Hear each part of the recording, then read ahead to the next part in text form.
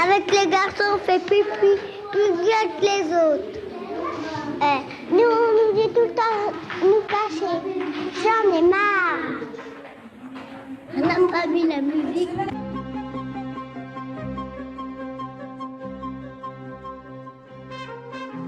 Je suis une poupée de cire, une poupée de son. Mon cœur est gravé dans mes chansons, poupée de cire, poupée. Have you ever heard of Alice Guy Blaché? No. Never. Never even heard of her name. I've read a lot of books about movies and written a bunch of them and never heard her name. Et vous ne m'avez pas maquillée, d'habitude on me maquille, toujours. Mais vous êtes très belle comme ça. Pourriez-vous nous dire par quel chemin vous êtes entrée dans cette industrie alors naissante du cinéma? J'aurais beaucoup aimé être actrice, parce que j'avais des amis qui s'occupaient de théâtre. Mais alors j'avais un père qui me disait, ah non, jamais. Actrice. Her father had a book publishing business and book selling business, and then he lost everything. J'ai été obligée de travailler, gagner ma vie, et que je suis rentrée comme secrétaire dans les établissements Gaumont. Au bout de quelques temps, nous avons reçu la visite de Louis et Auguste Lumière. J'étais dans le bureau, et par courtoisie, ils m'ont invité eux-mêmes à assister à cette séance. Et là, nous avons trouvé les Lumières qui tournaient un petit appareil. Et nous avons vu sortir de leurs ateliers. This new invention soon created a new profession, the man with the camera. And in the beginning, nothing was too unimportant, even to the baby at breakfast, with proud Papa Lumiere playing straight man. Look at the films being made, train coming into a station, waves breaking on a beach. Who cares? They're just boring subjects. The cinema could have died at that moment and nobody would have noticed. À ce moment-là, on continuait à prendre dans les rues des scènes de rue, des petites choses arrivées en gare, etc. Et enfin, il me semblait qu'on pouvait faire mieux.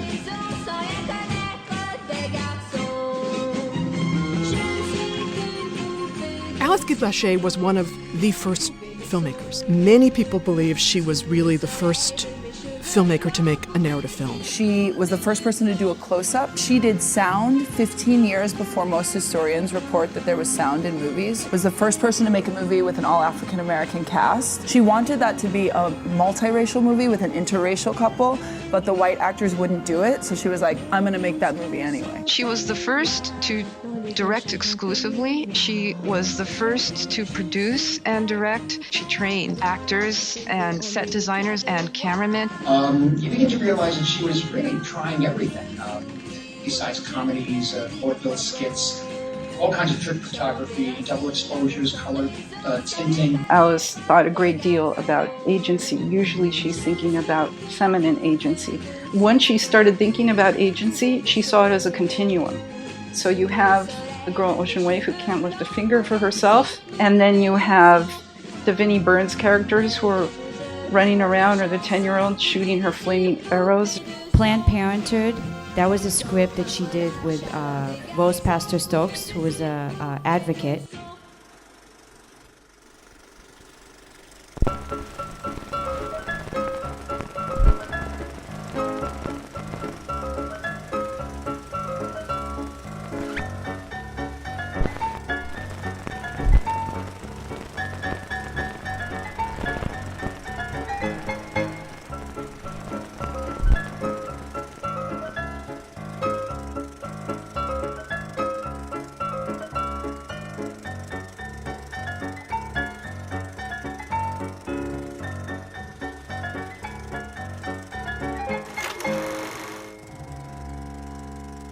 But unfortunately, she got arrested, and therefore the script never came to fruition.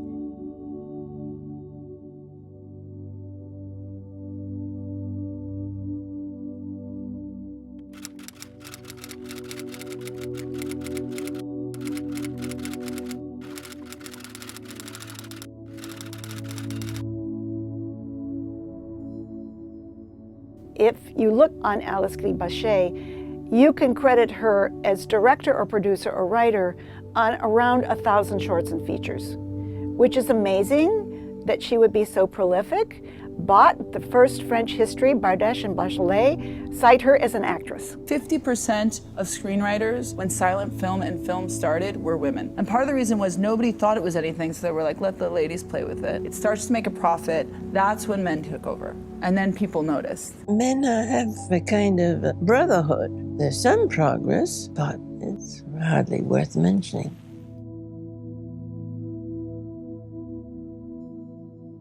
Vous avez encore des films que vous avez tournés? Vous en possédez encore? Malheureusement, on n'en retrouve pas. On n'en retrouve pas. On ne retrouve pas de films français. Mes films américains n'ont pas été donnés sous mon nom. Ils sont donnés sous le nom de la société qui les a. Alors, en arrivant, je vais les retrouver. Ça, j'en suis sûr. Elle représente pour les femmes cinéastes dont je suis une espèce d'ancêtre tout à fait inattendu et qui prouve vraiment qu'il y a une histoire du cinéma des femmes qu'elle a amorcée. Alors vive Mademoiselle, Madame Alice Guy Blaché.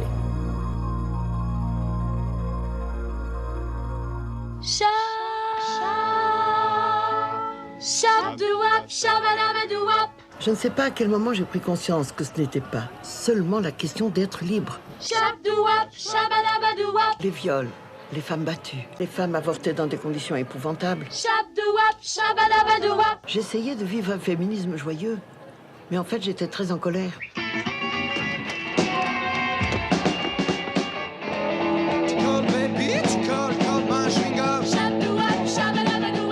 Dans ces années-là, il y a eu des combats pour aboutir en 1975 au droit à l'avortement. Ça a été dans ma vie, j'ai connu ça et j'ai voulu témoigner de cela. Et pour cela, j'ai pris l'idée de deux filles, deux jeunes femmes.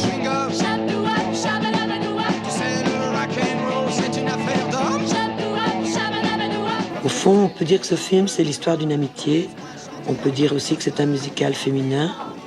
On pourrait aussi dire que c'est un film qui essaye d'illustrer d'une façon très naturelle cette très belle phrase de Simone de Beauvoir, « On ne naît pas femme, on le devient ». Oui, c'est en somme la formule qui résume l'ensemble de mes thèses. Et ce qu'elle signifie est très simple, c'est que être femme, ce n'est pas une donnée naturelle. Tu sais, j'ai perdu.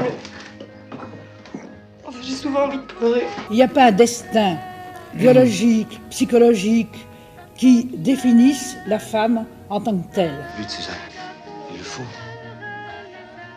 Il faut pouvoir. Mais bien sûr, tu peux. C'est une histoire qu'il a faite, d'abord l'histoire de la civilisation, qui aboutit à son statut actuel. Qui début annonce que je suis une nouvelle enceinte. J'en suis malade. T'es enceinte? Oui. Qui crée en elle ce qu'on a appelé quelquefois l'éternel féminin, la féminité. Suzanne, faut me pardonner. Pourquoi? À qui la faute? De toute façon, je comprends rien.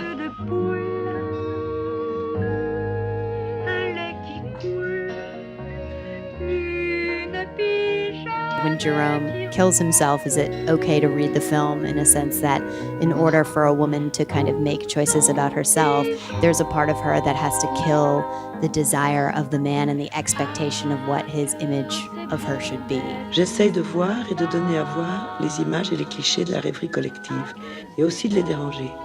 Comme quand on se regarde dans l'eau d'un lac, si on jette une pierre, l'image se trouble et se déforme. On a le temps de réfléchir avant que l'image se réfléchisse de nouveau dans l'eau. C'est dans les interviews que j'ai vues ou les photos, j'ai remarqué que tu regardes jamais la caméra. Non. Pourquoi? J'aime pas le trou. Oh, mais toi, je veux bien te regarder, mais pas la caméra. J'ai peur que ça soit un piège. Un pain qui l'aide, un gâteau de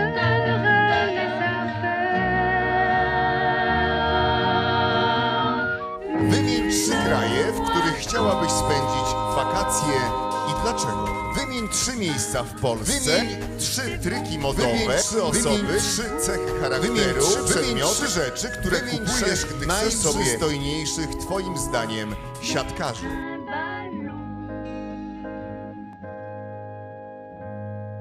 Why did you decide to have an abortion?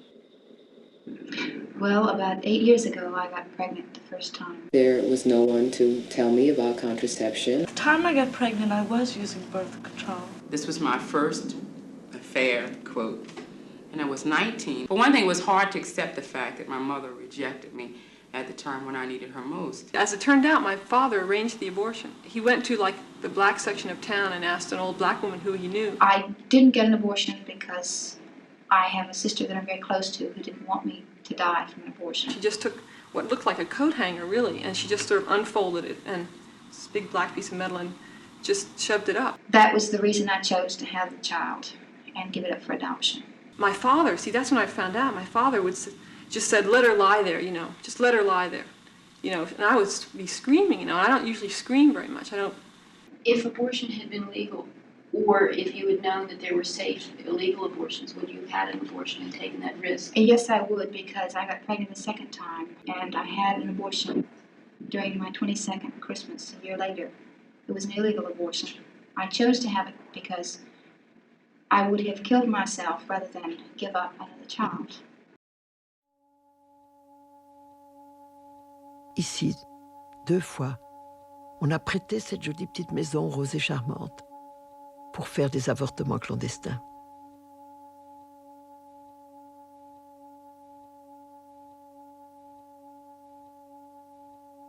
Et que la situation des femmes dans le monde entier est une catastrophe. Et dans bien des pays, c'est une catastrophe. Mais dans notre métier, là où on est, je pense qu'on doit, vous savez, quand on dit balayer devant sa porte, et aussi travailler là où on peut, dans le milieu qu'on peut. C'est pas pour ça qu'on doit dire que les femmes doivent filmer féminin. Mais il y a des moments, moi je l'ai ressenti dans certains films. Par exemple, le film de Barbara Loden, Vanda. C'était un film tellement sensible, extraordinaire. Je pense qu'un homme ne l'aurait pas fait. I read a story in the newspaper about a woman who had been an accomplice in a crime. And when she was on trial, the judge sentenced her to 20 years in prison with no appeal. And when he sentenced her, she thanked him. And I started wondering, why would she thank him? Why would she be glad?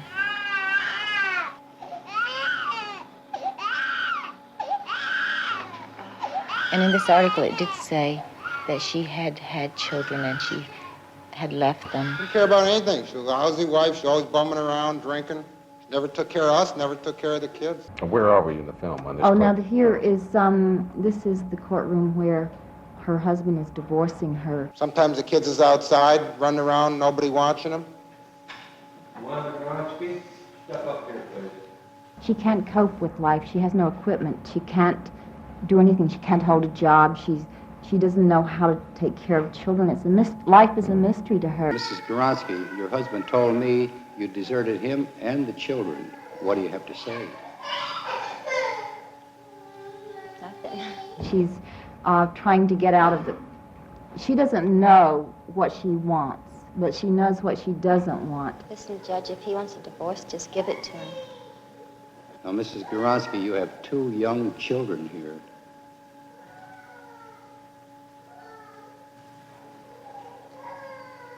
They'd be better off with him. What? They'd be better off with him. You have no objections to this divorce? No, I don't have any objection to it.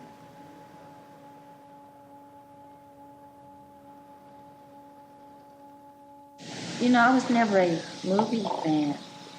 I mean, I never, was one of those people who's crazy about movies because I used to have to go to movies because I didn't have anything else to do. It was almost like, to me, it was not an escape. It was, a lot of people say they escaped into movies and they moved. Well, I didn't. I don't know. It just sort of pointed up to me, sort of my own inadequacy, seeing all those beautiful people and all those beautiful places. And it made me feel bad.